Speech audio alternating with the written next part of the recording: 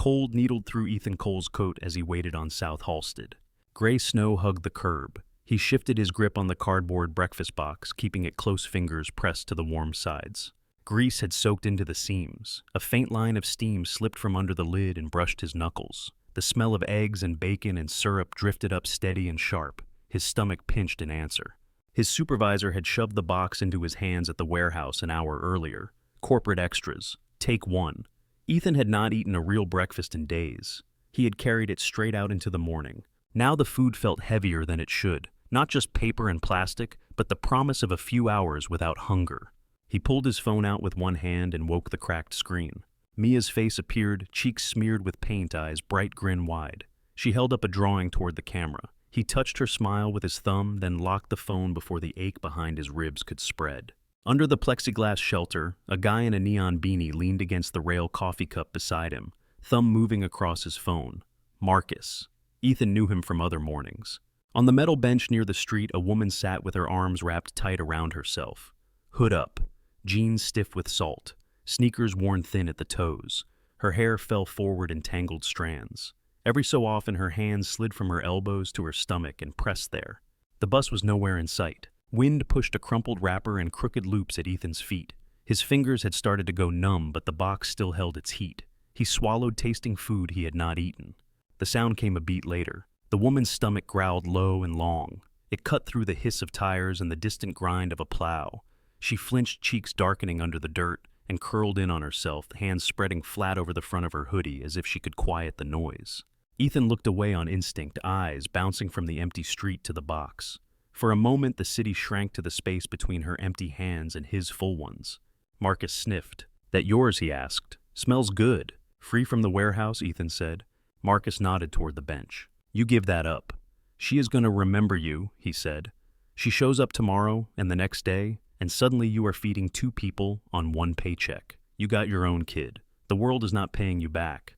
The words landed with the weight of something often repeated. Ethan watched his breath cloud and fade. His stomach twisted again. He thought of the thin box of cereal on the shelf, and of Mia pretending a small bowl was enough. The woman's fingers dug into the fabric at her waist. "You ever think she might be hungrier than me?" he said. Marcus frowned. "Does that matter?" "It does to me," Ethan said. He took one more breath, let the cold sting his lungs, and stepped away from the shelter. The woman stiffened as his boots scuffed the concrete. He stopped a few feet in front of her, lifting the box so she could see it clearly. "Ma'am," he said, keeping his voice low. Her eyes lifted. Under the edge of the hood, her face looked worn thin. Dirt smudged her skin, but her eyes were sharp, a winter gray that fixed on his. They flicked to the box, then back to him, wary and tired. He held it out. "This is still hot," he said. "You should take it." She did not move. "I cannot pay you back," she said. Her voice was rough, scraped dry. "You do not owe me anything," he said. "If you ever want to find somebody who needs something more than you and give them something, that is enough." Her hand rose slowly. When her sleeve slid back, he caught a flash of a thin, pale line along her wrist, too straight for an accident. Around her neck, mostly hidden by the frayed collar, a small silver pendant swung on a chain, a tiny circle cut through with a line. It looked clean and expensive against the worn fabric.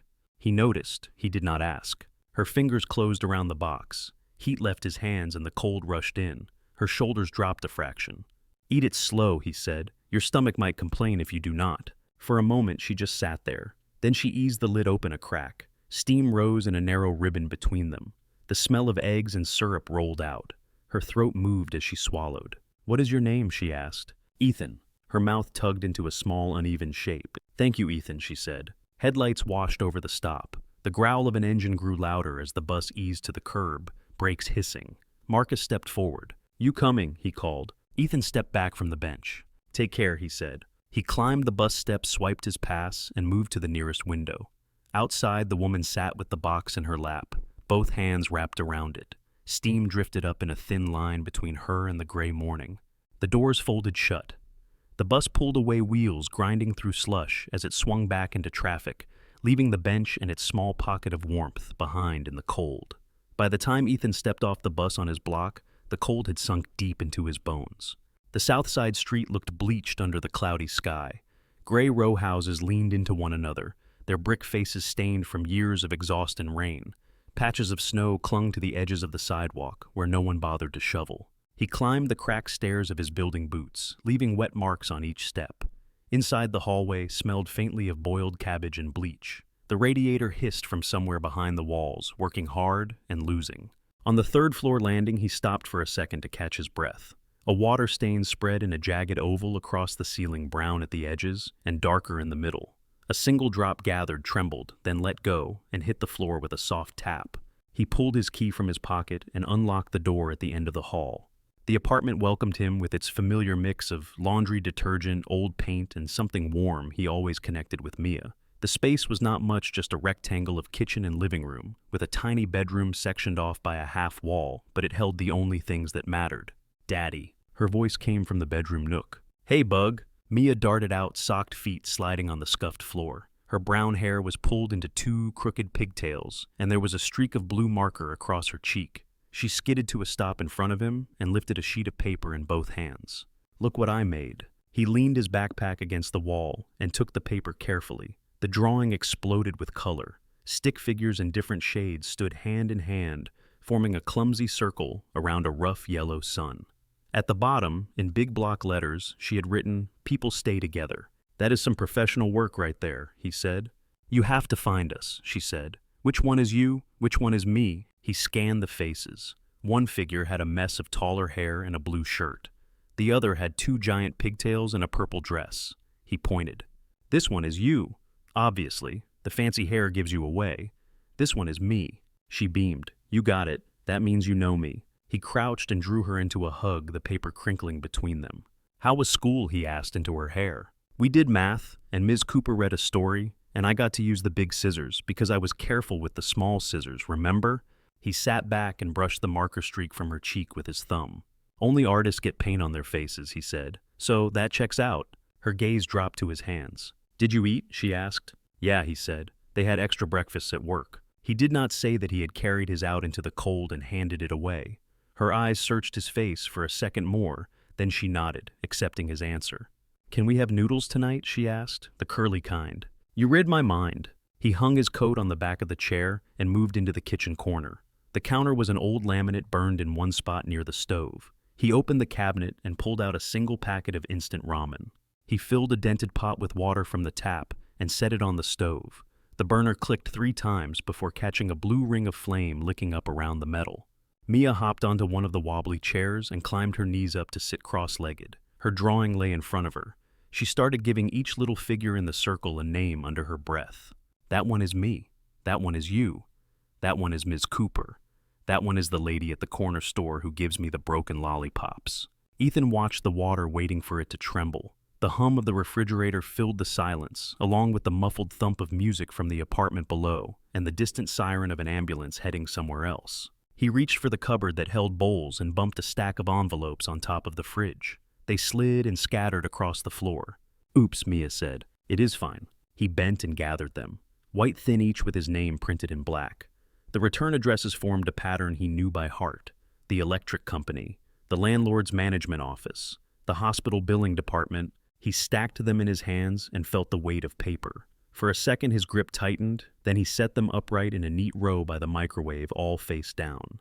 Mia leaned over the table and peered toward the counter. Are those letters from Grandma? She asked. No, he said, just boring grown-up stuff. The water began to simmer. He tore the ramen packet along the top and dropped the block of noodles into the pot.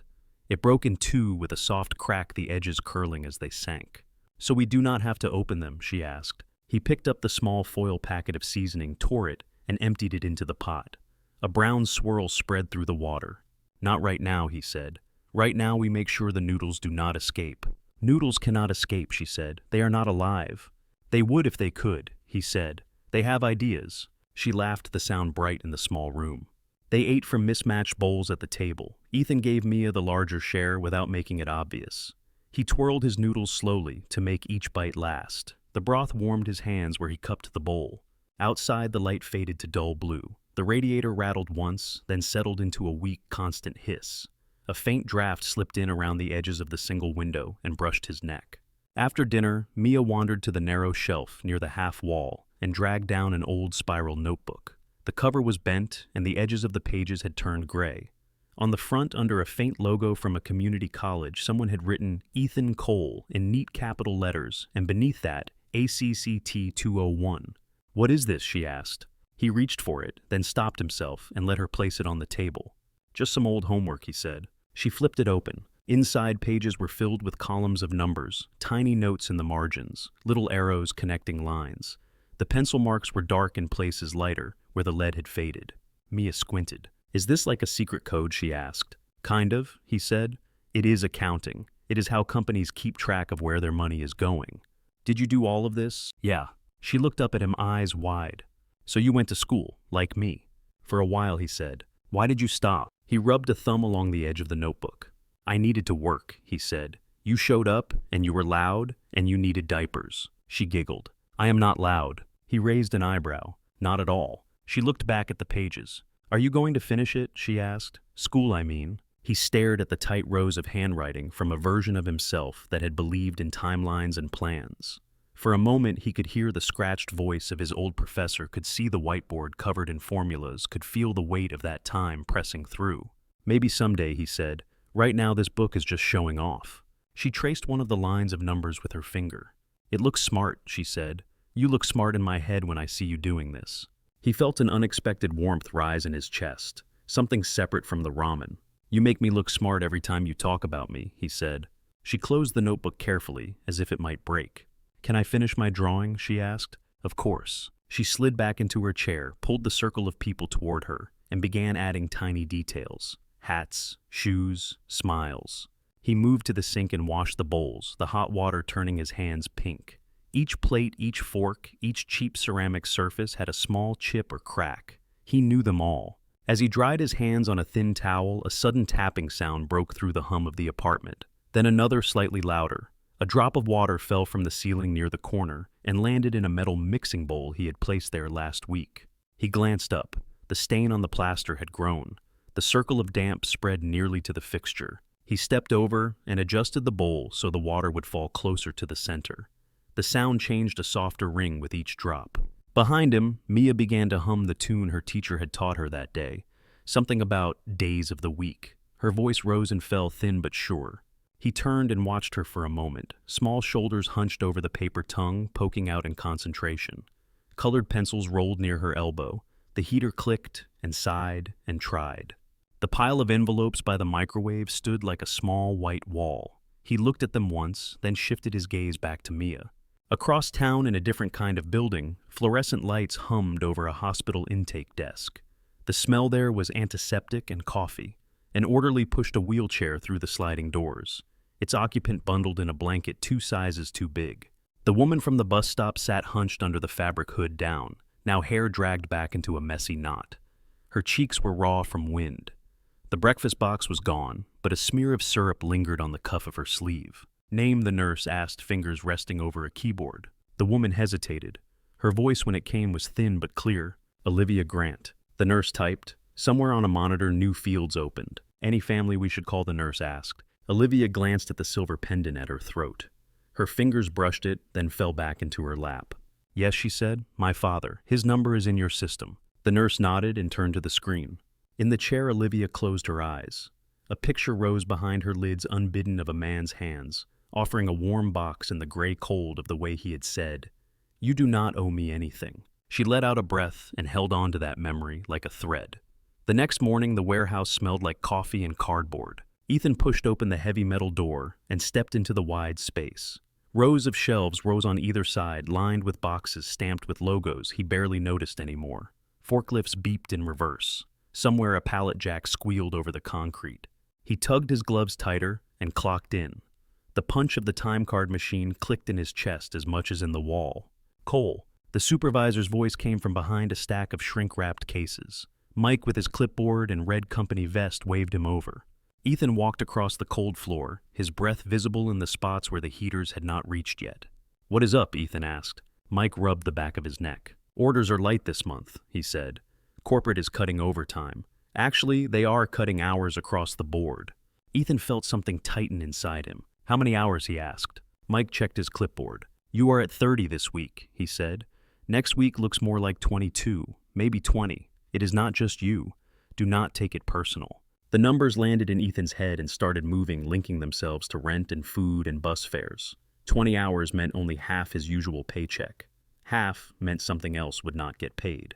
I cannot make it on, 20, Ethan said before he could stop himself. Mike sighed. I know, he said. I get it, but I do not own the place. I am still here because I do 3 jobs and smile while I do them. He scratched his beard. Look, if someone calls in sick, I will try to throw you a shift, he added. That is the best I can do. Ethan nodded slowly. All right, he said. Mike clapped him on the shoulder.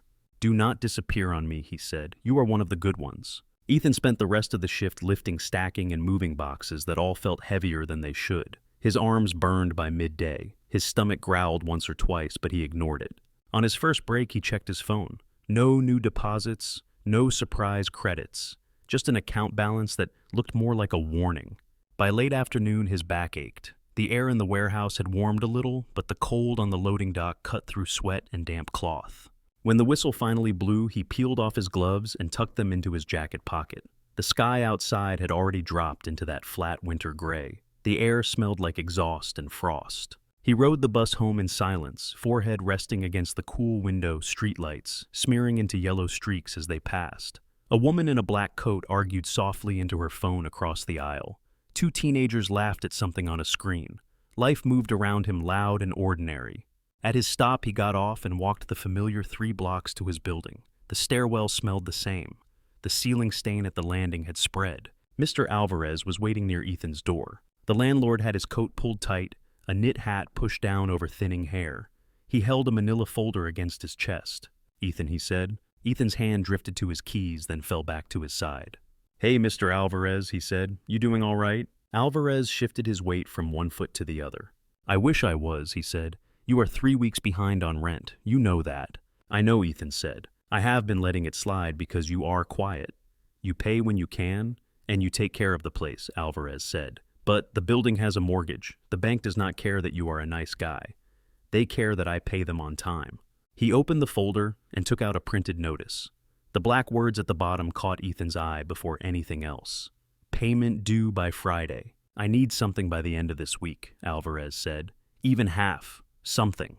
Ethan swallowed. I am getting fewer hours at work, he said. They are cutting shifts. I am trying to pick up extra. I will bring you whatever I get as soon as I get it. Alvarez studied his face for a moment. Do you have family who can help, he asked. No, Ethan said. Alvarez nodded once as if that matched what he had already guessed. I am not trying to put you and the little one on the street, he said, but I cannot let this go another month. You understand? Ethan looked past him at the closed door of his apartment, at the faint marks on the frame where Mia had measured her height. He nodded.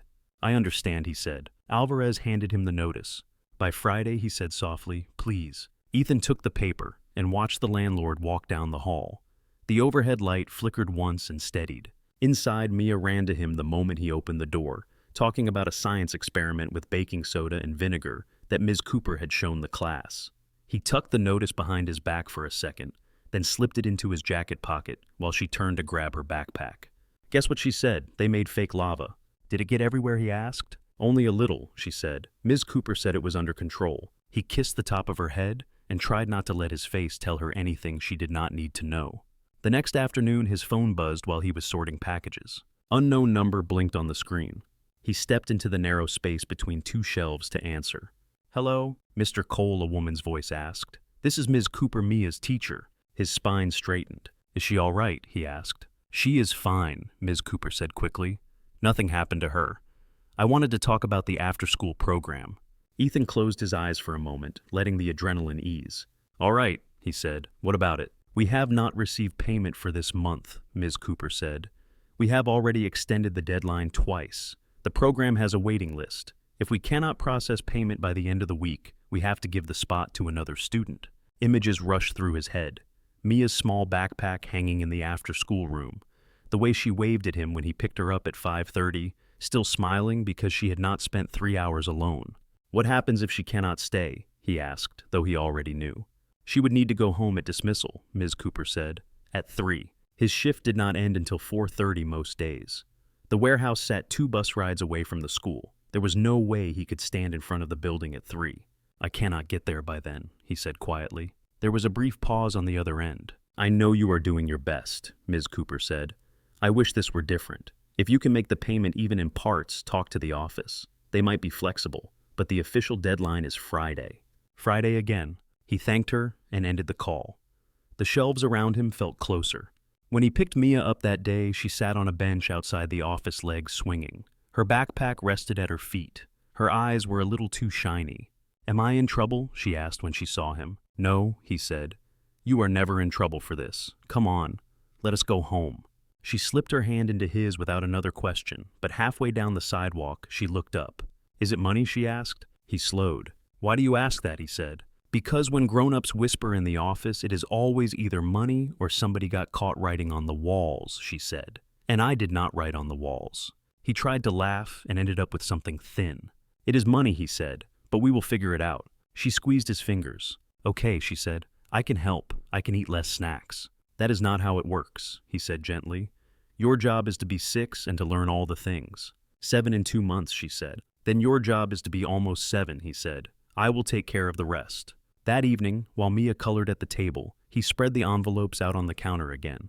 This time he turned them face up. Electric, rent, hospital, each with a number larger than the last. He laid the rent notice from Alvarez next to the school paper he had signed when he first enrolled Mia in the after-school program. The edges of the papers overlapped one white sheet, pressing its corner over another. He did quick math in the margin of an old grocery list. Even with the reduced hours, even if he skipped real meals and paid only minimums, he could not make all of it happen by Friday. He pressed the heel of his hand against his forehead and closed his eyes. The next morning on the bus, Marcus dropped into the seat across from him. A cloud of cold air came in with him, along with the smell of fried something in a paper bag. "You look like last week," Marcus said. "And last week looked bad." "Long shifts," Ethan said. "They cut my hours too," Marcus said. "You hear about that." He did not wait for an answer. Guess who is not giving away any free food this week? Ethan watched the city slide by outside rows of brick and glass. Marcus rustled in the bag and pulled out a breakfast sandwich. Grease shined on the wrapper. "Man, that lady from the other day," he said. "The one you fed. Bet she is already telling her friends about the guy who hands out free meals. You are going to have a line one of these mornings." Ethan turned his head. "She was hungry," he said. "So, are you," Marcus said. "And you have a kid. That is the difference. Her hunger is not your problem." Ethan let the words sit there for a moment. "You ever been so hungry? It is all you can think about," he asked. Marcus shrugged. "Sure," he said. "You learn to deal." Sometimes dealing, Ethan said, is somebody handing you a warm box so you can think about something else for 5 minutes. Marcus snorted. "You keep choosing like that, you are going to stay broke." Ethan leaned back against the seat. "Maybe," he said. He did not bother to finish the sentence. The bus rocked, the heater hissed, and the morning moved around them, carrying them both forward, whether they liked it or not. The hospital room was too bright. Light pooled on the floor tiles and bounced off the chrome rail at the side of the bed. Machines hummed and blinked in patient rhythms. The air smelled like bleach and something sweet that tried and failed to hide it.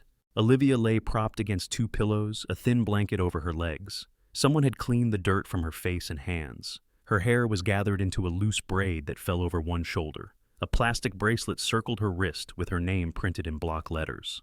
She kept her eyes on the ceiling vent, watching the faint flutter of dust when the air kicked on. A nurse in pale blue leaned over her, checking vitals, murmuring numbers. Olivia answered questions when she had to. No allergies, no chronic conditions. Yes, she understood she was dehydrated and underweight. Her father stood near the window, suit jacket off, sleeves rolled. Howard Grant looked like the ghost of the man from magazine covers, thinner at the neck, eyes lined, tie pulled loose. His phone buzzed twice on the sill before he finally turned it face down. The nurse adjusted the drip and stepped back. "You were lucky," she said quietly. "This could have been a lot worse." Olivia did not argue. She stared at her own hands. They were clean nails, trimmed skin pink where it had been rubbed raw. She could still see them wrapped around a cardboard box on a cold bench, steam rising between her fingers. Her father cleared his throat. "The psychiatrist will be here in about 20 minutes, he said. "They want to do an evaluation. Talk about next steps." She did not answer. He moved closer. "Liv," he said. "You disappeared for 2 weeks. No calls, no emails. Your apartment was empty. Your car was abandoned in a parking lot. Do you know what that felt like?" She let out a breath that caught halfway. "Yes," she said, "I do." He flinched at her tone. "I am not angry," he said. "I am scared. We need to make sure this does not happen again." She turned her head at that eyes finally meeting his. There was a month of exhaustion in his face. More, maybe. He opened his mouth to say something else, but a light knock on the door cut him off. The woman who stepped in carried a leather briefcase and wore a navy suit that somehow looked comfortable. Her dark hair was streaked with silver and pulled back into a low knot. Glasses hung from a thin chain around her neck. "Mr. Grant," she said. "Ms. Grant, I am sorry to disturb, but I was already in the building." Her father straightened. "Sandra," he said, "you did not have to come tonight." "It seemed wise," Sandra Park said. "Things are moving faster than we expected." Olivia watched her with tired curiosity. "This is our counsel," Howard said. "Sandra has been handling the lakefront situation." The word lakefront landed between them like a stone. Olivia looked away, the hospital wall blurring a little. For a second she saw not the beige paint, but the glass doors of her old office, the logo etched across them. Blue letters, a stylized wave. She heard as if from a distance the rush of people packing boxes, the crisp voice of an anchor, reporting on a failed trial, the word fraud whispered in the corner of a blog. Sandra's voice pulled her back. "The board is cooperating," Sandra was saying. "We have documents showing you did not sign off on those studies, Olivia. It will help. The media will still do what it does." Olivia scraped a nail against the blanket. "Are people still saying I killed that kid?" she asked. Sandra did not flinch. "Some headlines like simple stories," she said. "They will not like the retractions either." Olivia swallowed. The trial had failed in a small clinic 3 states away. The device her team had built did not perform as promised. A young boy's heart had not stabilized. The clinic had signed their own consents. The data had been rushed. Investors had pulled out. The company had folded under lawsuits and blame. Her face had been on every article. She stared at her fingers until they came back into focus. "I do not want to talk about Lakefront," she said. Her father shifted. "We have to," he said. "Not right now," she said. Sandra studied her quietly. "There is another reason I came," Sandra said. "Your father told me something happened before you came in." Olivia's chest tightened. She thought of the bench, the smell of eggs and syrup, the sound of her own breath as she had tried to decide whether to keep walking.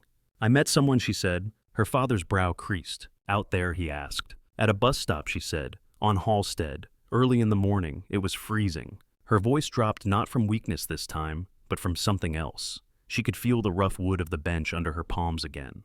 "I was gonna end it," she said. Howard looked like the floor had shifted. "Liv," he said. "I am not saying that to hurt you," she said. "I am just saying where I was. I was done.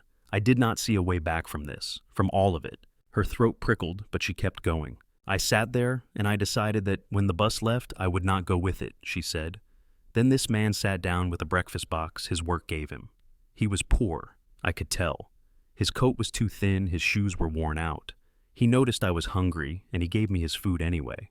Howard looked at Sandra as if to confirm he was hearing this correctly. "He did not ask my name," Olivia said. "He did not ask what I had done, why I looked like I did. He just said if I ever wanted to pay him back, I should give something to someone who needed it more than me." The room was quiet long enough for the monitor to beep out 4 slow beats. Sandra spoke first. "Do you know his name?" she asked. Ethan, Olivia said. "That is all I got." He said it like it did not matter. "Did he say where he worked?" Sandra asked. "He had a vest," Olivia said. "Gray with a logo. Some kind of distribution company. He caught a bus that goes out to the warehouse area, I think. It was early, maybe 6. She looked at Sandra now, really looked at her. The lawyer's face was calm, but there was a sharpness in her eyes. "I want to find him," Olivia said. "I need to know he is okay." Her father exhaled. "We can send him money," he said. "Whoever he is. We can write a check big enough to cover whatever he is dealing with." "It is not just about that," Olivia said. "He kept me alive long enough to walk into this building. I walked in because of him. I need to look him in the eye and tell him that. And yes, I want to make things easier for him if I can, but I am not mailing a check to some company and hoping it lands in the right hands." Sandra nodded slowly. "You remember which bus line?" she asked. Olivia nodded. "The 62, she said. South Halstead. I remember the number on the side. I read it to distract myself." Sandra tapped a finger against her briefcase. "That helps," she said. "We can start with CTA security footage from that morning, then cross-reference uniforms with local distribution centers. It will take time." Her father frowned. "Is this the best use of your hours, Sandra?" he asked. "We have ongoing litigation." Sandra glanced at him. "With respect, Howard, your daughter is my client as well," she said. "If this is part of her recovery, I would call it a priority." Olivia let out a breath she had not realized she was holding. "Thank you," she said quietly. Sandra turned back to her. "I will need approximate dates," she said. "Any details you can remember about his appearance. Height, build, race, anything." "He was taller than me," Olivia said. "Light brown hair, early 30s, maybe mid, white. He had tired eyes, the kind you get from not sleeping enough for years." Sandra's mouth lifted just a little at one corner. "Welcome to half of Chicago," she said, "but we will make it work." The psychiatrist arrived a few minutes later carrying a tablet and a practiced gentle tone. Sandra slipped out with her briefcase. Howard stayed sitting in the chair by the bed, listening as the doctor talked about major depressive episodes and inpatient programs and medication options. Olivia answered questions as honestly as she could. Yes, she had thought about dying for more than a few minutes. Yes, she had made plans. No, this was not the first time the feeling had sat in the back of her mind like a shadow. When the doctor left, she felt wrung out, but lighter the way a storm sometimes leaves the air clearer behind it. Outside, night rolled in over the city. In one part of town, traffic lights hung over intersections, blinking red and green. In another, in a secure room above a bus depot, a security officer rewound footage from the previous week. Sandra stood behind him, the glow from the monitors painting her face in pale blue. "Here," the officer said. On the screen, the bus shelter appeared coated in snow. A woman in a hoodie sat hunched on the bench. A man approached carrying a box. They spoke. He handed it to her. The timestamp read 6:04 a.m. The route number on the bus that pulled in afterward matched what Olivia had said. Sandra leaned closer. "Can you zoom in on his vest?" she asked. The officer magnified the image. On the man's chest, blurry but legible, a logo appeared. A stylized box with arrows around it. The name of a regional logistics company sat under it. "That is enough," Sandra said. 2 days later, in a small office smelling faintly of coffee and toner, a human resources representative from that company slid a list across her desk. "Employees assigned to that shift wearing those vests," he said. "You did not get this from me." Sandra scanned the names. 4 men, 2 women. One of them, Ethan Cole, had a Southside address and a notation in his file about dependent coverage. "Can you tell me anything about him?" she asked. The representative shrugged. "Shows up," he said. "Does his job. Keeps his head down. He has a kid, I think. I have seen a picture on his locker." "Any social media?" she asked. "Not that I have seen," he said. "He is the old-fashioned type. Flip phone, maybe. I do not know." Later in her own office, Sandra pulled up public records. An old community college registration. Accounting courses never completed. A hospital bill in collections. A lease for a small apartment on the south side. She assembled it all into a neat folder. On the front, she wrote his name in ink. Ethan Cole. The next morning, she walked back into the hospital, up the familiar elevator, down the same bright hallway. Olivia sat in the chair by the window. This time blanket over her legs, sunlight touching one side of her face. Sandra handed her the folder. "We found him," she said. Olivia opened the folder slowly, as if the paper inside might flinch. His name was on the tab. Ethan Cole. A copy of a driver's license photo clipped to the first page showed the same tired eyes she remembered from the bus stop, only sharper and more defined. Light brown hair, jaw unshaven just enough to count. Below the photo, lines of text. Age, 36. Employment, warehouse associate, dependent, 1. There was a photocopy of a school registration form. Mia Cole, 1st grade, contact person Ethan Cole. The emergency contact box listed no one else. Olivia traced the name with her finger. "He has a daughter," she said. Sandra nodded. "She is 6, Sandra said. "He lives with her in a 1-bedroom on the south side. Rent is past due. There are hospital bills and collections, mostly from when Mia was younger. Vaccines and infection, nothing extravagant." Olivia looked up. "How long has he been behind?" she asked. "Months," Sandra said. "He pays when he can. He keeps trying from what I can see. The numbers do not add up." Olivia looked back at the picture. She could almost see the weight of those numbers in his shoulders. "Can I keep this?" she asked. "Yes," Sandra said. "It is your copy." Olivia closed the folder gently, the edges of the pages pressed against her palms like a promise. Across the city, afternoon light slanted through the high windows in Mia's school gym. The air smelled like dust and rubber and the faint tang of hand sanitizer. Children's voices bounced off the metal rafters as they chased balls and shouted to one another. Mia ran with 3 other kids toward the far end of the court, her sneakers slapping against the polished floor. She laughed as she ran, arms pumping, ponytails flying. Careful feet, she told herself under her breath, repeating a phrase Ethan always used when they crossed busy streets. The floor near the baseline held a patch where someone had tracked in snow earlier. A thin layer of water had spread and dried in some spots, left a slick sheen in others. Her foot hit it at full speed. There was a split second where everything slowed. Her sneaker slid instead of pushing off. Her ankle twisted under her. Then the world snapped back into motion, and she went down hard. A sharp, bright pain shot up her leg. Her scream cut across the gym. Conversation stopped. A whistle blew. The coach was at her side in an instant, kneeling down. Hey, Mia, I have got you," he said. "Do not move. Okay, just breathe."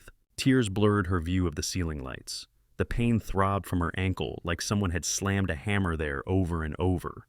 "I cannot get up," she gasped. "I know," the coach said. "That is why you are not going to try." He raised his voice. "Can someone get the nurse, please?" Within minutes, the nurse appeared with a small rolling chair. They eased Mia into it carefully. Every change in angle sent another wave of pain through her leg. She bit her lip so hard she tasted metal. In the nurse's office, she lay on a narrow cot staring at the cartoon posters on the wall while the nurse palpated her ankle gently. "Does it hurt here?" the nurse asked. "Yes," Mia hissed. "Here." "Yes," Mia said louder. The nurse let her leg rest. "I think it might be more than a sprain," she said softly. "We need to call your dad." Ethan's phone buzzed on the warehouse floor, vibrations rattling against the plastic of his locker door. He wiped his hands on his pants and checked the screen. School office flashed across it. His heartbeat quickened. He answered on the second ring. "This is Ethan," he said. "Mr. Cole." "This is the school nurse," the woman on the other end said. "Mia took a fall in the gym. She is okay, but her ankle is very swollen and she cannot put weight on it. We recommend you take her to urgent care for an X-ray." He already had his jacket in his hands. "I am on my way," he said. "I will be there as fast as I can." He clocked out without waiting for permission and jogged to the bus stop, lungs burning from the cold air. The ride to the school felt longer than it ever had. When he reached the nurse's office, Mia lay on the cot with an ice pack wrapped around her ankle. Her cheeks were streaked with dried tears. She tried to sit up when she saw him. "Do not move," he said quickly, crossing the room in 3 strides. "I fell," she said. Her voice wobbled, but she managed to sound more annoyed than scared. The floor was evil. He touched her hair, then her forehead, then her hand, as if making sure all the important parts were still there. "Thank you," he said to the nurse. "They are open at the urgent care on 55th, she said. "If you do not have a car, I can call a cab, and we can put it under the school account. It is faster than waiting for the bus." He hesitated. "I will pay you back," he said. "Get her seen first," she said. "We can talk about the rest later." The cab ride was a blur of red lights and potholes. Every bump made Mia wince. She tried to make a face at a dog in the car next to them at one point, but the motion jostled her leg and she gave up. The urgent care waiting room was washed in pale blue and beige. A television in the corner played a muted talk show. The chairs were half full. At the reception desk, Ethan filled out forms with quick, cramped handwriting. Name, address, insurance provider. A familiar ache moved in alongside the pain in his chest. The receptionist handed him a plastic clipboard with another sheet. "Initial here for consent to treat," she said. "Here for acknowledgement that you will be responsible for any charges your insurance does not cover." He signed both without reading the fine print. The pen felt heavier with each signature. The X-ray room was cold. "Hold still for me, Mia," the technician said, adjusting the machine. "We are going to take a picture of your bones, like a superhero gadget." "Can I see?" she asked through gritted teeth. After the tech said, "Promise." They slid her leg into position. The machine clicked and hummed. Mia squeezed Ethan's hand until his fingers tingled. After what felt like hours, but was probably 25 minutes, a doctor in a white coat stepped into the exam room, holding a chart. He smiled at Mia first. "Well, you did a number on that ankle," he said. "It is a small fracture. The good news is, kids heal fast. We will put a cast on it, and you will be telling everyone what to write on it in no time." Mia blinked back fresh tears. "Does that mean I cannot play soccer?" she asked. "For a little while," he said, "but you will get back to it." He turned to Ethan. "You picked a good time to bring her in," he said. "These things can get worse if you wait. We will get your paperwork sorted at the desk." They wrapped her leg in soft padding, then fiberglass. The cast started white. By the time they left the casting room, a nurse had offered Mia a purple marker for the first drawing. She sketched 3 tiny stick figures around the ankle hands, joined a circle broken only by the curve of her leg. At the front desk, the receptionist typed something into her computer and looked up. "Your total today is $320, she said. With your insurance, your portion comes to $190. The number hung between them. Can I set up a payment plan? Ethan asked. Yes, she said, already reaching for another form. There is a minimum monthly payment. If a payment is late, there is a fee.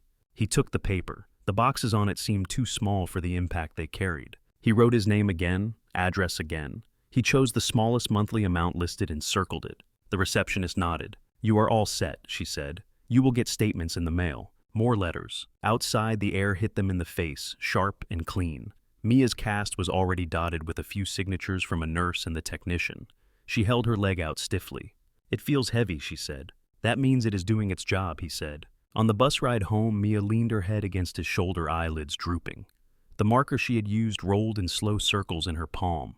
The cast stuck out awkwardly into the aisle, and strangers smiled at her, with the soft look adults get around injured children. At home, he carried her up the stairs, careful with each step. He set her gently on the couch and propped her leg on a pillow. I will be right back, he said. Do not move unless the building is on fire. That is not funny, she said, but there was a hint of a smile. He stepped into the kitchen corner and opened the drawer where he kept the old calculator. The buttons were worn smooth. He pulled it out and set it next to the neat line of envelopes which had grown by one. The urgent care statement would not come for a few weeks, but the number was already printed in his head. He took out a pad of paper and wrote down everything he owed on separate lines. Rent, electricity, hospital from before, after-school program, new urgent care, minimums on the old debts, bus pass. He added his estimated new paycheck with the reduced hours at the top of the page. He pressed the keys slowly. The little screen blinked results back at him unforgiving. He tried again, shaving off anything that looked optional. No new shoes, no extra snacks, fewer loads of laundry at the laundromat. No matter how he rearranged the numbers, one column always ended with a minus. In the living room, Mia had turned on the small television and was watching a cartoon with the volume low. Every once in a while, he heard her hum along with the theme song. He stared at the paper until the numbers blurred. The edges of the notebook dug into his wrist. He thought of the man at the warehouse with the paper timesheets, the landlord with his mortgage, the nurse at the clinic with her calm voice, the receptionist with her practiced script about late fees. He thought of Mia drawing little circles on her cast. He set the calculator down and rubbed his face with both hands, then dropped them to the table. As long as I am breathing, he whispered into the empty kitchen, you will have what you need. The words felt like a contract he was signing with himself, something deeper than any form in any office. He did not know how he would honor it. He only knew that he had to. The shut-off notice was printed on pink paper. Ethan found it folded in half on the doormat when he opened the apartment door one Tuesday evening. The wind from the hallway pushed it in ahead of him. He picked it up, fingers already knowing the texture. Inside, the language was firm and polite. Past due. Immediate attention required. Service interruption scheduled if payment was not received by the listed date.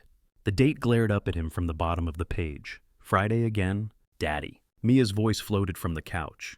Her cast stuck out from under a blanket, the white now covered in names and doodles from classmates. 3 little stick figures holding hands marched around her ankle in purple marker. Hey, he said, folding the notice once and sliding it into his jacket pocket before she could see it. How is the leg? It itches, she said. That means it is healing. The nurse said so. He walked over and sat on the edge of the couch. The television flickered with bright colors. Cartoon characters bounced across the screen. She handed him a marker. Can you draw something on here? She asked, tapping the cast. You have not yet.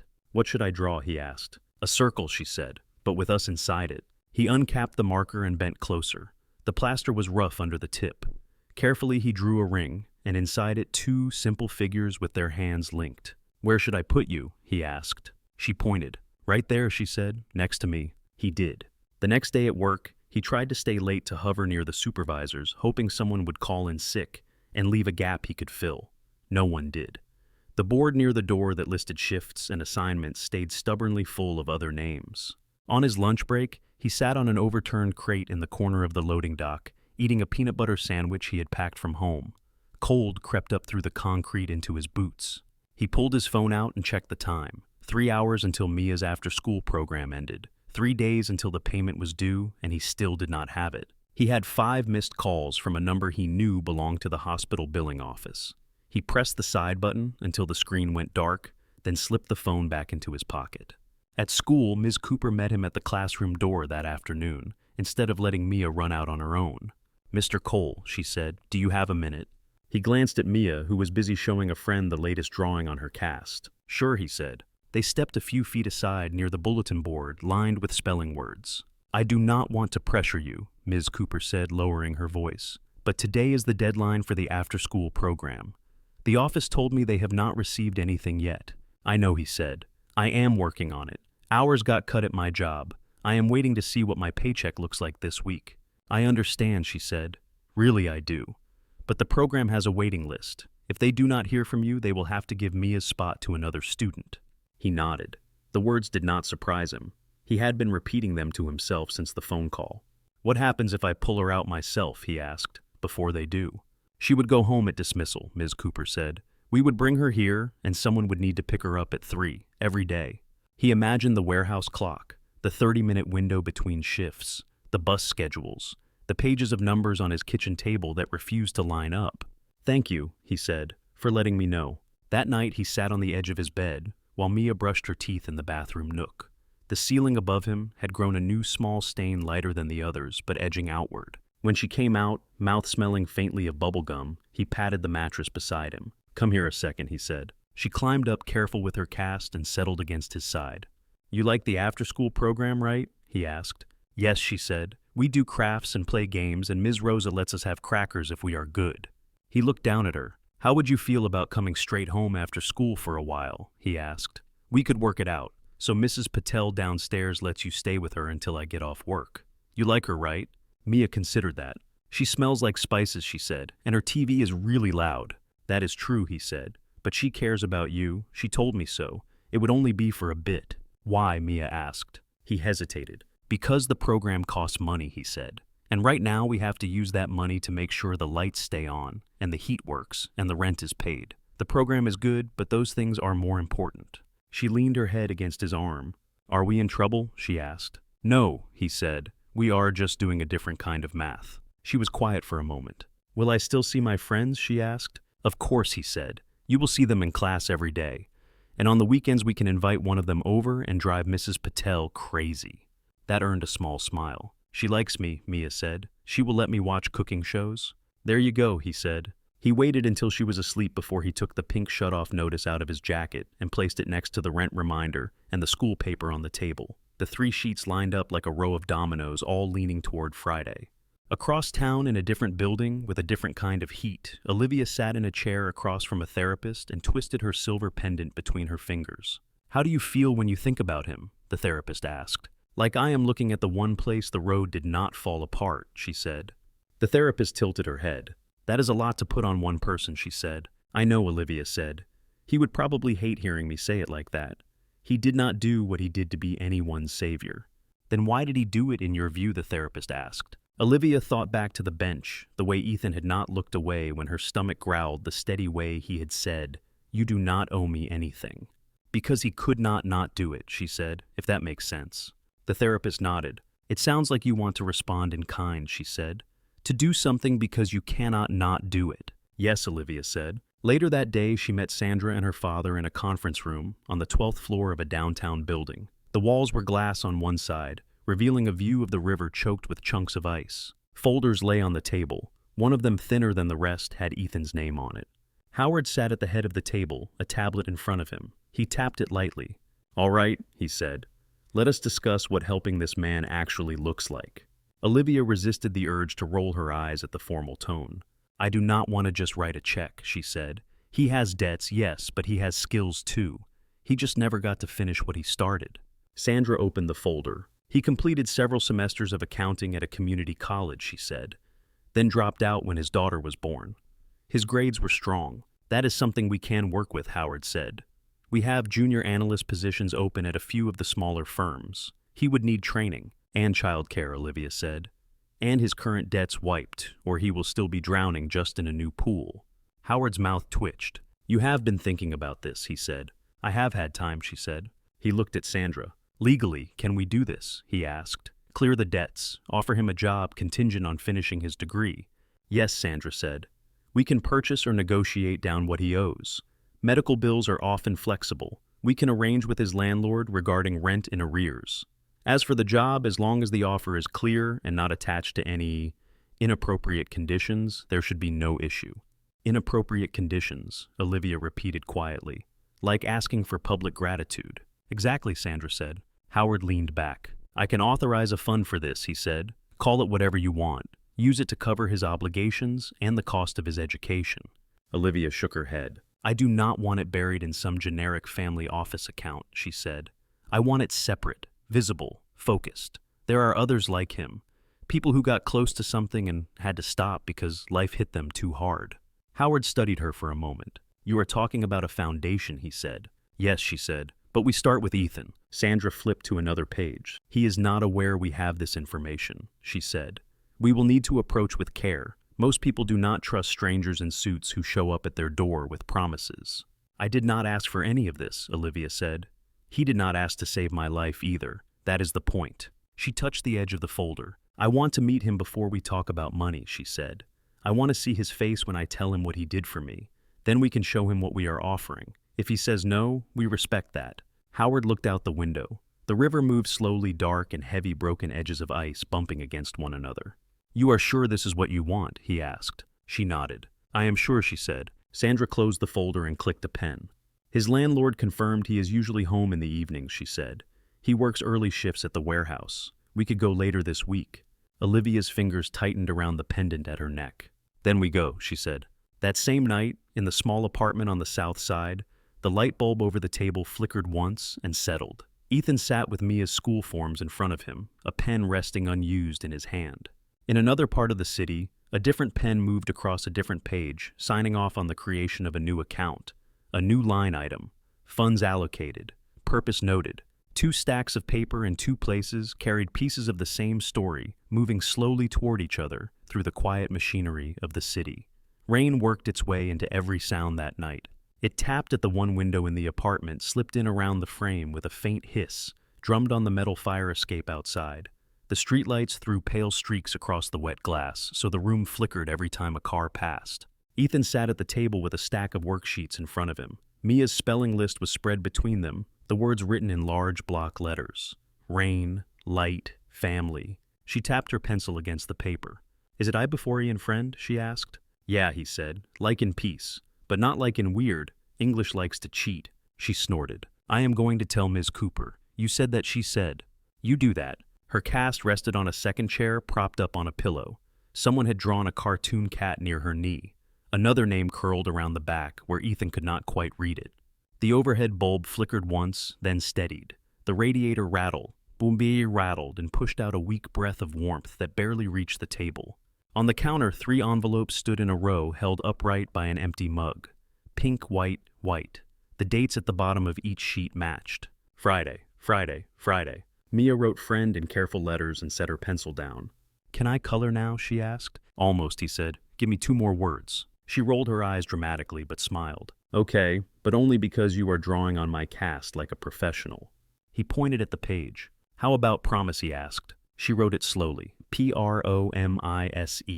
A knock sounded at the door. 3 hard raps close together. Mia jumped a little, her pencil scraping across the paper. Ethan's heart thudded once heavy. That pattern belonged to Mr. Alvarez more than anyone. Firm. No nonsense. He pushed his chair back. Stay here, he said. I will be right back. He crossed the room and wiped his hands on his jeans without thinking. For a second he considered not opening the door at all. The knock came again, a little softer, but insistent. He unlocked the deadbolt and pulled the door open. 3 people stood in the hallway. The first was a woman in a charcoal suit, her hair pulled back into a low knot, rain beaded on the shoulders of her coat. She held a leather briefcase in one hand. Behind her stood 2 men in dark suits, coats open, their faces serious, but not unfriendly. They looked like they belonged in a downtown office lobby, not in this dim hallway with peeling paint and a buzzing fluorescent light. Mr. Cole, the woman asked. Ethan's hand tightened on the knob. Yeah, he said slowly. My name is Sandra Park, she said. These are my colleagues Daniel and Chris. We would like to talk to you for a few minutes if that is all right. His first thought was that this had something to do with a bill he had missed. Maybe the hospital had escalated things faster than he expected. Maybe the landlord had moved straight to lawyers. If this is about the rent, he said, I spoke to Mr. Alvarez. I told him I would have something by Friday. Sandra shook her head once. "We are not here about your landlord," she said. "We are here about a woman you met at a bus stop on South Halsted a few weeks ago, early in the morning." He felt the floor tilt under his feet. For a moment he saw the bench again, the gray light and the steam from the box in his hands. He saw a pair of gray eyes watching him from under a hood. His fingers tingled, remembering the heat leaving them. He stepped back without meaning to. "Can we come in?" Sandra asked. "It might be easier than standing in the hall." He glanced over his shoulder. Mia was still at the table, craning her neck to see around the corner. "It is okay," he told her. Go sit on the bed for a second. Okay, take your book." "Who is it?" she whispered. "Grown-ups who like talking," he said. "I will tell you later." She made a face but obeyed, gathering her notebook and hobbling toward the bed area, cast thumping against the floor. He opened the door wider and stepped aside. The three of them entered carefully, as if afraid to disturb something fragile. The room felt smaller with their coats and briefcases and polished shoes. "We can stand," Sandra said, glancing at the two mismatched chairs at the table. "We will not take much of your time." Ethan shut the door and turned to face them. "You said something about a woman at a bus stop," he said. "I do not know if I am the right person. I ride a lot of buses." Sandra opened her briefcase and took out a small object wrapped in tissue paper. She unfolded it and held it out on her palm. A silver pendant lay there, a tiny circle with a line cut through it. Even cleaned and shining, it was the same shape he remembered catching under the edge of a frayed collar. His throat went dry. "She wore that around her neck when you met her," Sandra said. "You gave her your breakfast." He stared at the pendant, then at Sandra. "Is she okay?" he asked. "Yes," Sandra said. "She is alive, because of you." He shook his head automatically. "I did not do anything," he said. "I handed her a box of food. That is all." "Sometimes that is the difference," Sandra said gently. Daniel pulled a folder from his own bag and opened it. A clipped photograph of Olivia taken before any of this slid into view. She was in a blazer, hair smooth, eyes bright. The logo of Lakefront Labs hovered behind her in blue. "Her name is Olivia Grant," Sandra said. "She is the founder of a medical technology company. Her father is Howard Grant. You may have seen his name on buildings downtown." Ethan looked from the photo to the woman he remembered on the bench. He could not make the two images fit each other.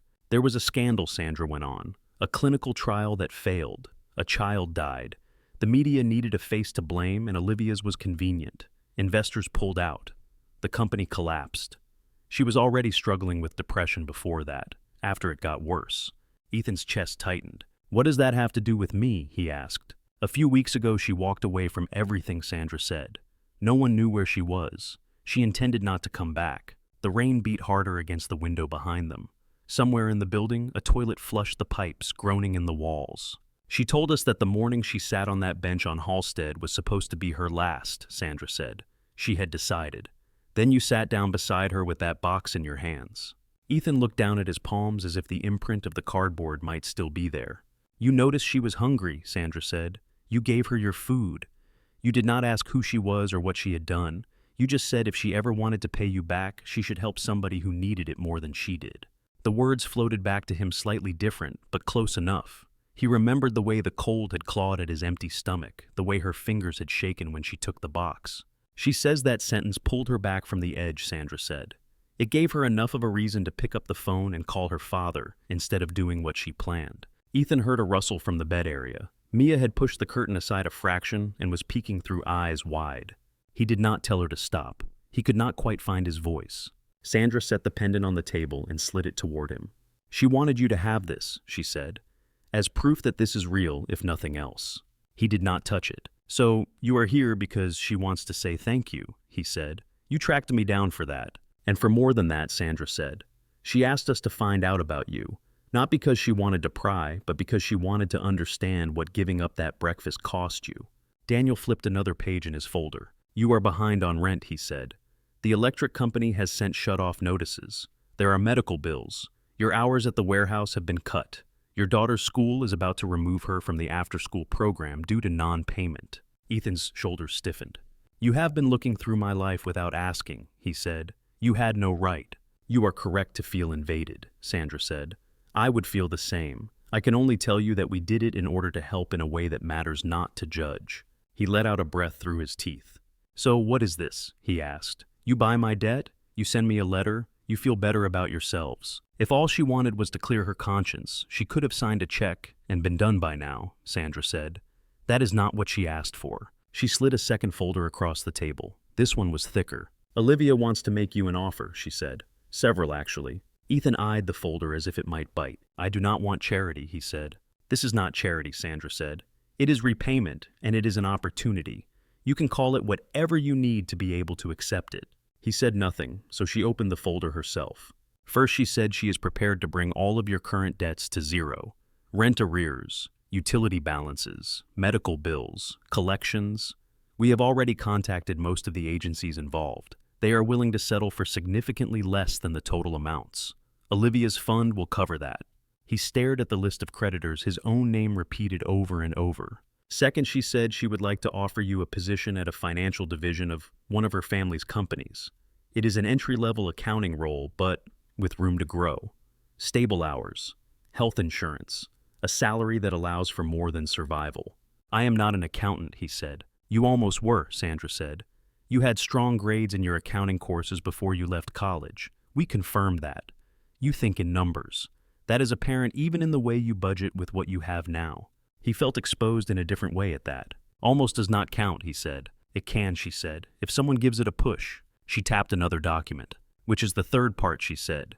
Tuition. Olivia wants to pay for you to finish your degree. Evening classes. You work during the day, you study at night. The position we offer will respect that schedule. It was too much at once. Rent, bills, job, school. They blurred together into something he could not quite look at directly.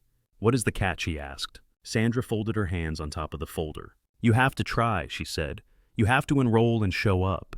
You have to put in the work. There is no requirement that you put Olivia's name on anything. No public story, no cameras. If you decide it is not for you at any point, the debts that have already been cleared will stay cleared. The room hummed with the refrigerator and the radiator and the rain. Behind the curtain, he could hear Mia's slow breathing. She had stopped rustling. He knew she was listening. He pulled out the chair and sat down without realizing he was going to. His knees did not feel steady. Why me, he asked quietly. Sandra looked at him. Because you were starving, and you still gave your breakfast to someone else, she said. Because you had 3 different notices on your table, and you did it anyway. Because you saw a stranger who looked like she had nothing, and you treated her like she was worth something. That does not make me special, he said. It makes you the kind of person Olivia wants to bet on, Sandra said. He rubbed his palms on his jeans. They had begun to sweat. I do not know how to live in the world you are talking about, he said. Offices and degrees and health insurance that is not held together with duct tape. That is not my world. It could be, Daniel said quietly. Ethan looked at the pendant on the table, at the tiny circle of silver. He thought of Mia's drawing with its ring of people, the way she had insisted he stand beside her inside it. He pushed the pendant gently with one finger, watching it spin once before settling. I cannot decide all of this right now, he said. My head is a mess. That is understandable, Sandra said. We did not expect you to give us an answer tonight. He nodded slowly. I do know one thing, he said. Sandra waited. I need to see her, he said. Olivia. I need to see with my own eyes that she is okay, that she actually wants this. I do not want to be a project on a rich family's list. If she is behind this, I want to hear it from her. Sandra's mouth softened into something like a smile. She asked for that too, she said. She wants to meet you. We can arrange something in a neutral place, somewhere quiet. He exhaled. All right, he said. Then set it up. After that, we can talk. Sandra closed the folder and slid it back into her briefcase. We will be in touch very soon, she said. Thank you for letting us take your evening. They saw themselves out. The hallway swallowed their footsteps. Ethan stood in the middle of the room for a long moment, listening to the rain and the refrigerator and his own heart. The curtain by the bed shifted. Mia peered around it, eyes shining in the dim light. Daddy, she said, are we in trouble or in a movie? He let out a breath that turned into a short, shaky laugh. I am not sure yet, he said. Come here. She hopped forward on one leg and climbed into his arms, trusting him to hold her weight. He did, even as his mind spun with new shapes and numbers and a future that had suddenly cracked open wide and blinding. The cafe smelled like roasted beans and sugar. It sat on a corner downtown, narrow and warm windows, fogged at the edges from the contrast between the cold street and the steamed milk inside. A bell over the door chimed softly every time someone came or went. Ethan stood just inside the entrance for a moment, letting his eyes adjust. People in coats and scarves sat at small tables, laptops, open cups cupped in both hands. A barista called out names over the hiss of the espresso machine.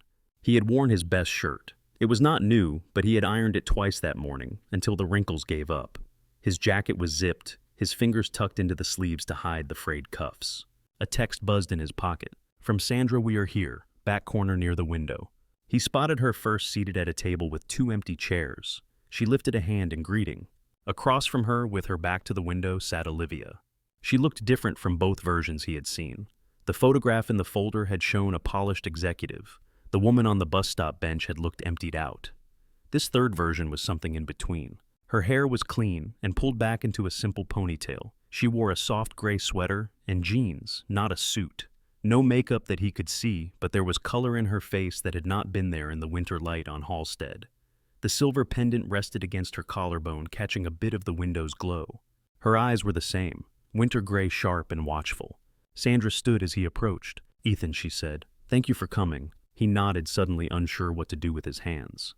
"Do you want something to drink?" she asked. "I am fine," he said automatically. "You can still sit," Olivia said. Her voice was softer than he remembered, but steadier. "It does not cost anything." There was a faint curve at the corner of her mouth. It was not quite a smile, not quite not. He pulled out the chair and sat. For a brief second, no one spoke. The sounds of the cafe filled the gap. Milk being poured, a spoon clinking against ceramic, someone laughing too loudly near the counter. Olivia broke the silence. Summer broke the silence. "Hi," she said. "I am Olivia, in case that got lost somewhere." "I know," he said. "They showed me your picture, and a lot of paper." Sandra closed the notebook she had in front of her. "I will let you two talk," she said. "I am right over there if you need me." She moved to a nearby table far enough to give them space close enough that the back of her blazer was still visible. Olivia wrapped her hands around the mug in front of her. The coffee inside had a leaf pattern traced in the foam. She had not touched it. "I wanted to see you like this," she said quietly. Not from a grainy security camera still, or a line in a report. He glanced at her hands. They were no longer chapped. A faint line on her wrist showed where the bracelet had rubbed during her hospital stay. "You look better," he said, "than you did on that bench." She huffed out a small breath that might have been a laugh. "That is one way to put it," she said. "I feel better. Not all the time, not in a simple line, but I am here. That was not a guaranteed outcome when you saw me last." He shifted in his seat. "They told me what you were going to do," he said, "before I sat down." She nodded once. "They told me what you have been doing since," she said. "The hours, the bills, your daughter's ankle."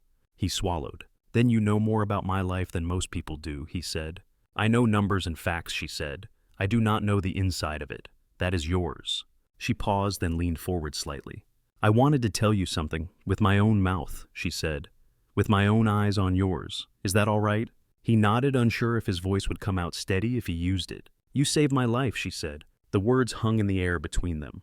He shook his head. "I gave you breakfast," he said. "Saving someone's life sounds bigger than that." "It felt very big on my side of it," she said. "I had not eaten in 2 days. I had not spoken to someone who looked at me without disgust in longer than that.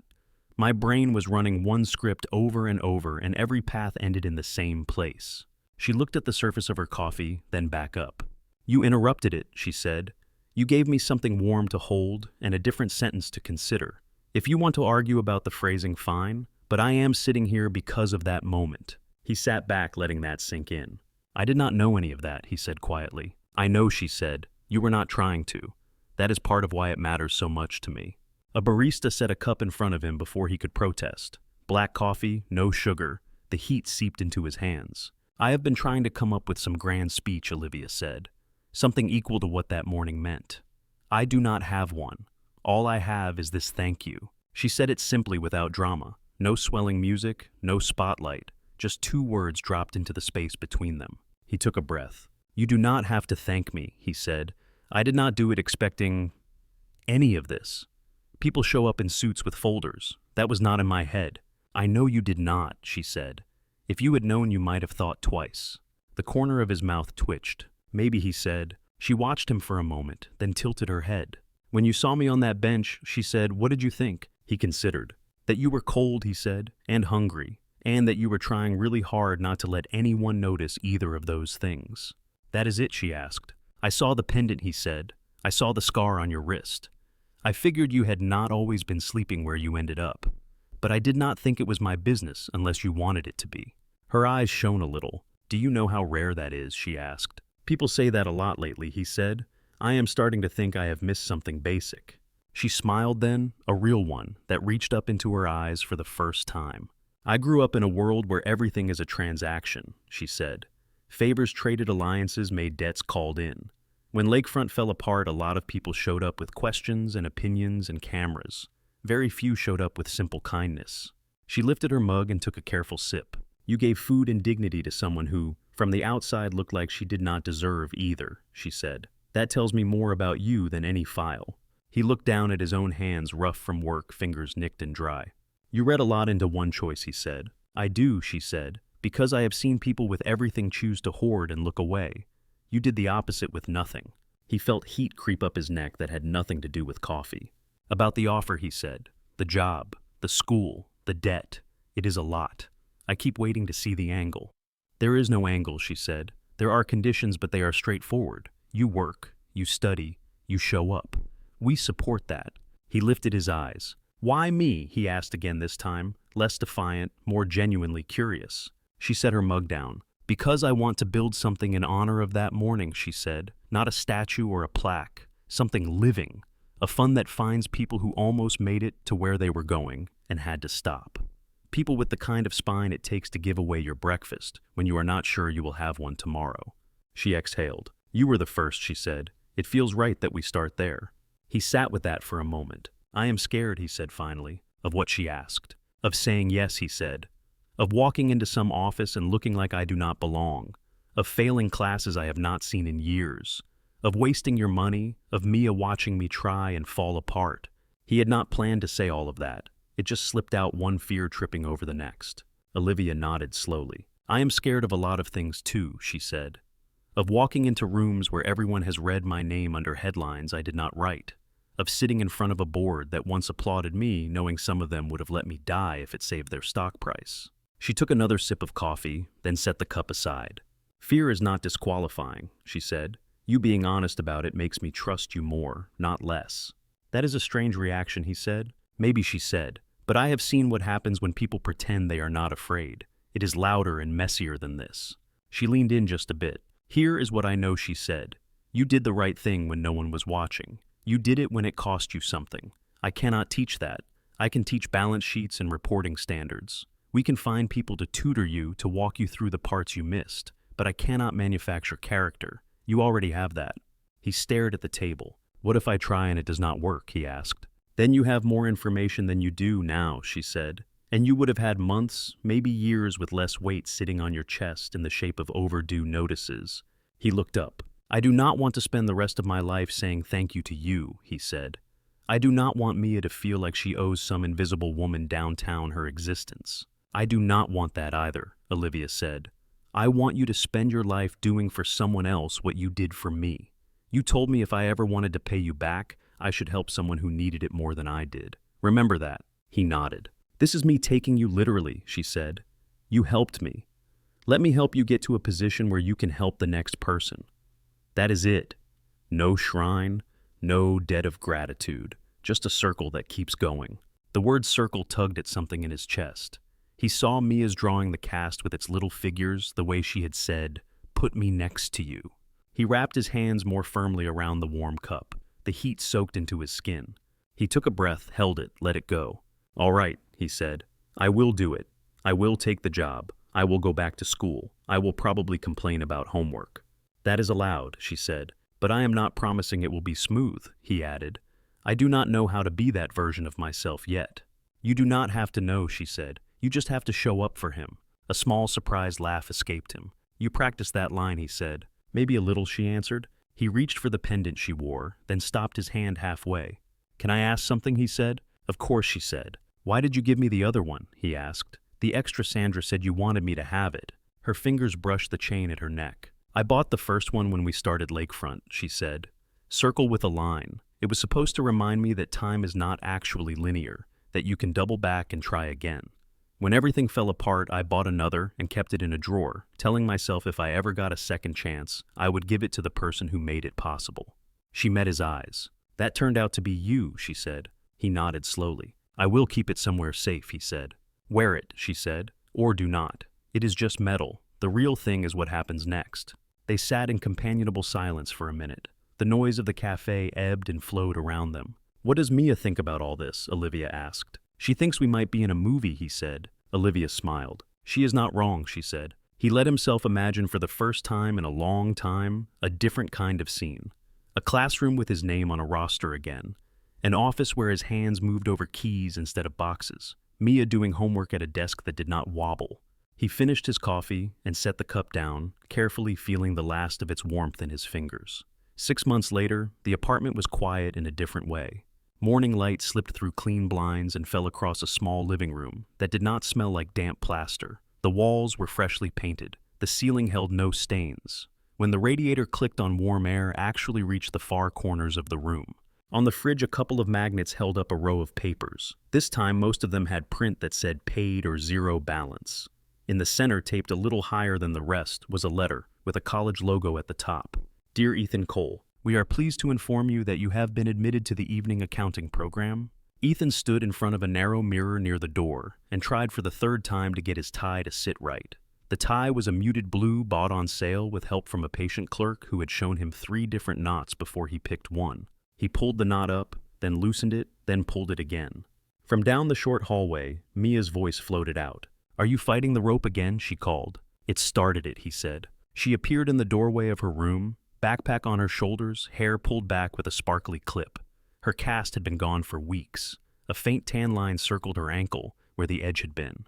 You are supposed to look like you know what you are doing, she said, squinting at the tie.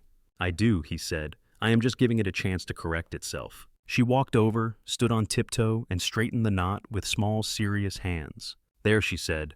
Now you look like the guys in the commercials, but not the weird ones. That is very specific, he said. On the table, 2 plates sat with scrambled eggs and toast. A mug of coffee steamed beside his. Mia had a glass of orange juice, the cheap kind from Concentrate, but it was bright and sweet. She sat and dug in, swinging her feet under the chair. So, she said around a bite, you are really an office guy now. That is what they tell me, he said. First week going pretty well so far. You have your name on a badge, she said. That means it is real. He touched the ID card clipped to his belt. His picture looked slightly startled, but his name was printed in clear letters underneath, followed by Junior Accounts Assistant. Classes start next month, he said. Evenings. I will have homework again. Mia's eyes widened with delight. We can do it together, she said. Spelling for me, numbers for you. Deal, he said. They finished breakfast and rinsed their dishes in the sink. When Ethan turned off the tap, he did not have to worry about how much water he was using. The bill on the fridge said it was already taken care of for the month. He grabbed his bag, checked his wallet, then looked at Mia. Ready, he asked. She hopped up and slipped her small hand into his. In the stairwell, the air was warmer than it had ever been in the old building. Mrs. Patel's door was open 2 floors down. The smell of spices drifted up along with the sound of a morning news anchor talking about traffic. Good luck, office man, she called when she saw them. Thank you, he said. Keep the floors from floating away while I am gone. Mia waved at her, and they stepped out into the street. The day was cool, but not freezing, the kind of Chicago morning where the sun made promises it might actually keep. Trees along the sidewalk had small leaves that shivered in the breeze. Puddles from last night's rain reflected pieces of sky. At the bus stop, Mia shifted her backpack and turned her face into the wind. Are we taking the new bus? She asked. Yeah, Ethan said. The one that stops by my building. But for today, we are going to ride a little farther than usual. Why? She asked. There is a place I want to see on the way, he said. The bus arrived with a hiss of brakes and a low whine. They climbed aboard, tapped their passes, and found seats near the middle. Mia scooted close, so her shoulder pressed against his arm. As the bus rolled through the city, Ethan watched the neighborhoods slide by. New storefronts, old ones. A mural he had never noticed before. Steel and glass growing taller the closer they got to downtown. At one stop, he straightened almost imperceptibly. Outside on the corner of South Halsted, a familiar shelter came into view. The plexiglass panels were clean now. Someone had scrubbed away the old streaks of grime. The bench looked the same. Metal slats, narrow armrest, gray against the concrete. In his mind, he saw it layered with another morning, colder and harsher. A woman hunched under a hood, a box in his hands letting off thin threads of steam.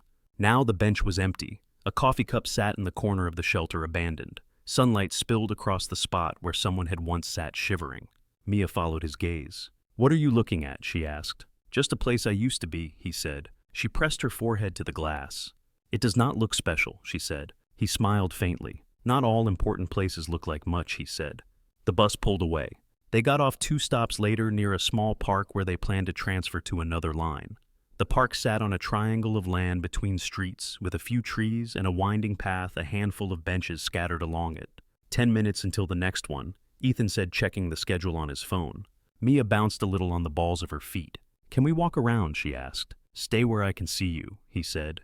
"No climbing on anything taller than you." "That is everything," she said. "Exactly." She rolled her eyes and grinned, then started down the path. He followed at a slower pace, watching her swing her backpack and talk quietly to herself about something that might have been a story she was making up. On the second bench near a trash can and a patch of stubborn dandelions, an older man sat hunched over. His coat was thin, the collar turned up against a breeze that cut more than it should have. His hands were bare knuckles, swollen fingers wrapped around a paper bag that looked empty from the way it crumpled. His shoes were split at the seams. One sock had a hole near the ankle where skin showed through. His gaze was fixed on the ground a few feet in front of him, as if that patch of dirt held an answer he could not quite read. Mia slowed. "Daddy," she said quietly. Ethan took in the scene with one glance. Hunger sat on the man like an extra layer of clothing, the kind that did not keep anything out. Mia tugged at the zipper of her backpack and opened it. Inside, wrapped in wax paper, were 2 sandwiches he had made that morning. Peanut butter and jelly on soft bread, one for lunch, one extra in case he ended up staying late. She looked from the sandwiches to the man, then back at Ethan. "I have 2, she said. "He does not look like he has even 1. Ethan watched her face. Her brow had pulled together the way his did when he did math. Something worked itself out behind her eyes. "You will be hungry later," he said. His voice was gentle, but he wanted her to understand the choice. "It is okay," she said. "I can be a little hungry later. He is a lot hungry now." She pulled one sandwich out and held it in both hands. "Can I?" she asked. He felt something in his chest loosen and settle in the same movement. "Yeah," he said. "Go ahead." Mia walked over with the solemnity of someone approaching a wild animal. She stopped a good arm's length away from the man. "Excuse me," she said. He startled, shoulders jerking, as if he had not heard anyone say his name in weeks, even though she had not. What he asked. She held out the sandwich. "Would you like this?" she asked. "My dad made it. It is not fancy, but it is good." The man stared at the wax paper bundle, as though it might vanish if he blinked. "I cannot pay you," he said. His voice was rusty words, grinding a little. "You do not have to," Mia said. "My dad says sometimes you just share when you have something." She kept her arm extended. Her hand did not shake. Slowly, as if expecting someone to snatch it away, he reached out and took the sandwich. His fingers brushed hers, rough and cold. He swallowed. "Thank you," he said. "You are welcome," she said. "You should eat it slow. My dad says your stomach might complain if you do not." Ethan felt a faint, startled echo in his own chest at hearing his words come back to him like that filtered through her voice. The man looked past Mia, then toward Ethan. Their eyes met. There was a question in the man's gaze and something like shame and something like relief. Ethan lifted his hand in a half wave. "Morning," he said. The man nodded once. "God bless you," he murmured. Mia walked back, shoulders a little straighter. "Did I do it right?" she asked. "You did more than right," Ethan said. "You did good." She glanced over her shoulder. "Will he be okay now?" she asked. "I do not know," he said honestly, "but he has one less empty place in his day. Sometimes that helps." She thought about that as they reached the bus stop on the other side of the park. "So, if he ever has 2 sandwiches and someone else has none," she said slowly, "he can give one away too." Maybe, Ethan said. "And then that person can do it," she said.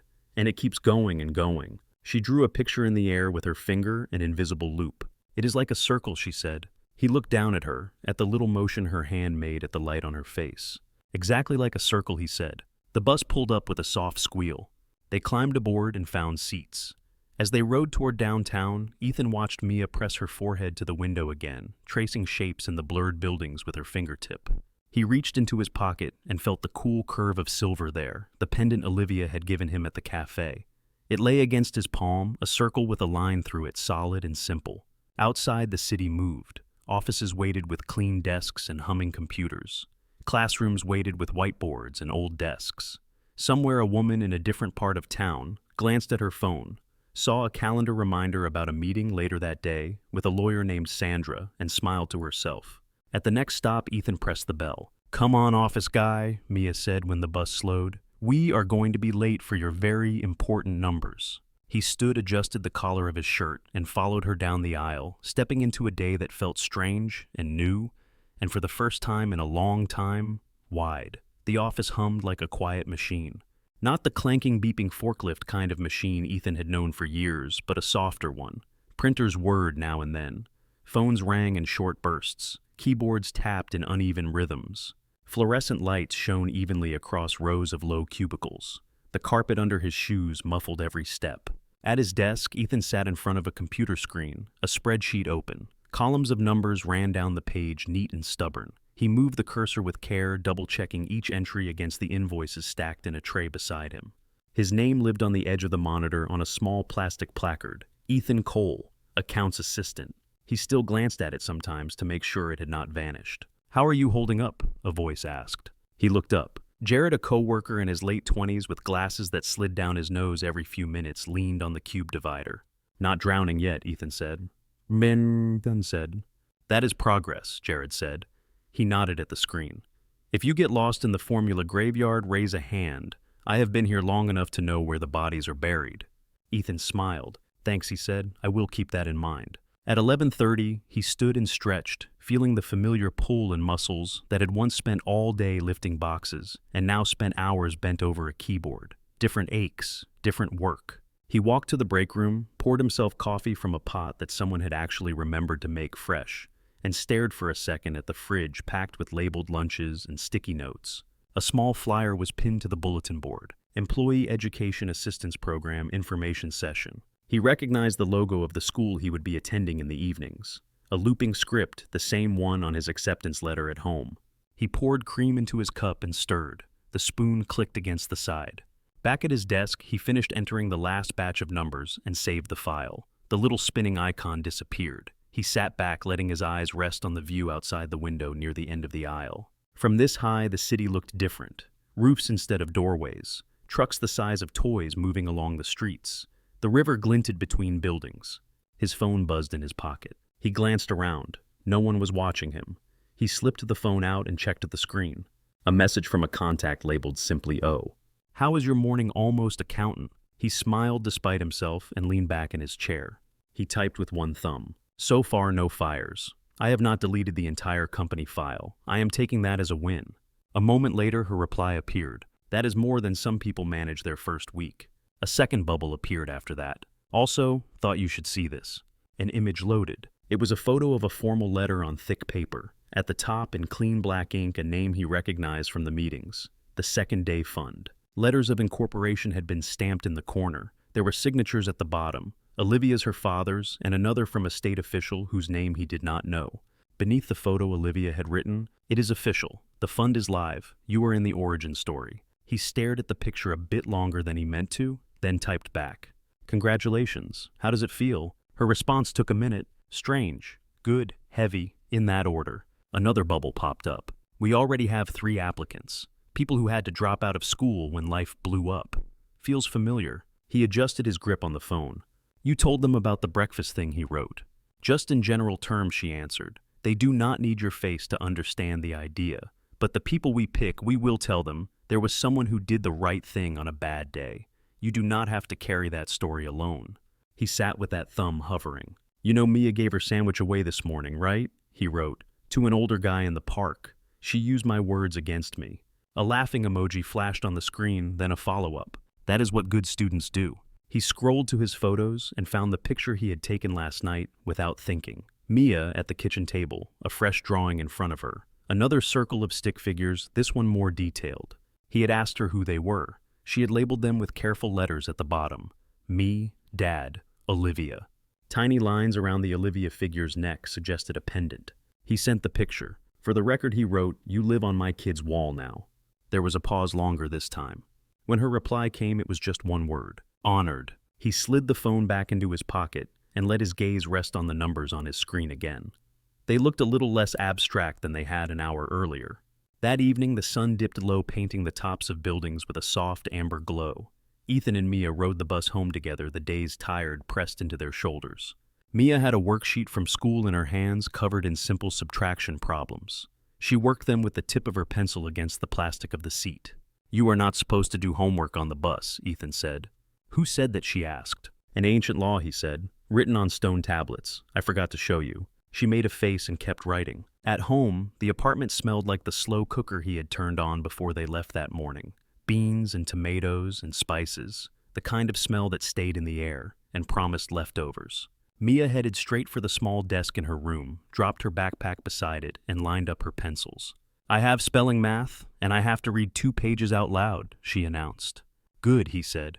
"I have to read 30 pages in this?" He lifted a thick textbook from the shelf near the table. Accounting Principles 9th edition. She eyed the book. "That looks boring," she said. "That is what makes it powerful," he said. He set it on the table next to his notebook and the printed syllabus. The pages crackled when he opened them. The smell of new paper rose clean and dry, a distant cousin to the smell of past due notices. Those had thinned. The corner of the table that had once been a place for pink and white threats was clear now, except for a small stack of documents bound neatly with a clip. Payment schedules for his classes, a work training calendar, a printout of the Foundation's mission statement that Olivia had sent him. He had not meant to keep that last one, but his hand had refused to put it in the trash. He sat at the table, highlighter in hand, and began to read about assets and liabilities, equity and expense. The terms were familiar, like names of old classmates. It took a few pages for his brain to stop protesting that it had been away from this for too long. After a while, there was a soft knock on the half wall. Mia stood there with her reading book. "Can I read here?" she asked. "It is quieter than my room. Mrs. Patel is making something loud downstairs." "Sure," he said. "Pull up a chair." She sat opposite him, opened her book, and started sounding out the first line. Her voice was careful and a little halting at first, then smoother as the story moved forward. They read in parallel. His eyes tracked charts and examples. Hers followed drawings of talking animals. The room wrapped around them, held by lamplight and the low murmur of their voices. After her pages were done, she slid off the chair and walked to the wall where her drawings hung. She adjusted one that had slipped at the corner.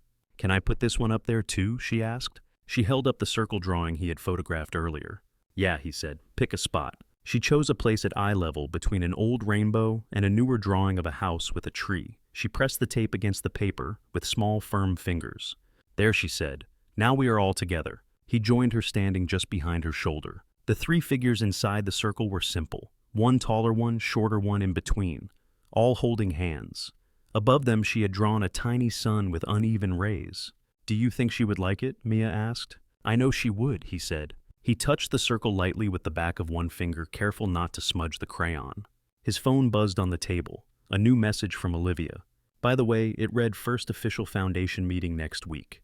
We are reviewing candidates. If you ever want to sit in to see what you started, there will be a chair for you." He typed back. "Maybe not yet. I have a date with Chapter 2. A moment then? Good. One thing at a time. That is how second days turn into third and fourth." He smiled and set the phone down. Later, when Mia was asleep in her room, breathing slow and even, he moved through the apartment, turning off lights. The fridge clicked softly. Outside the window, the city glowed in lines and dots. He paused by the small hook near the door where he hung his keys. The silver pendant rested there too, the chain looped neatly. He picked it up, feeling the cool metal against his skin, and closed his hand around it. In his mind, he saw it all stacked not as a list, but as a sequence of images. A bus stop bench on a frozen morning, a cardboard box in his hands, heat soaking through, a woman's fingers trembling as she took it, a hospital room lit too bright, a lawyer in a glass office watching grainy footage frame by frame, a knock on a door in the rain, papers spread on a worn table, offers that sounded like someone else's fantasy, a small cafe, a leaf pattern in foam, 2 people trying to find words big enough and honest enough, a different apartment, this one a little safer, a little warmer, a girl with her foot healed, drawing a circle on the wall and putting everyone she loved inside it. He opened his hand. The pendant lay there still and unremarkable to anyone who did not know. He hung it back on the hook and turned toward his textbook, waiting open on the table. The lamp cast a soft circle of light around it. He sat down, picked up his pen, and moved it to the first problem on the page numbers, waiting ready to be added up into something that made sense. Thank you so much for listening to today's story. If this story resonated with you or made you reflect, I'd love to hear your thoughts, so feel free to share them in the comments below. And don't forget to like, subscribe, and hit the notification bell so you won't miss the next story.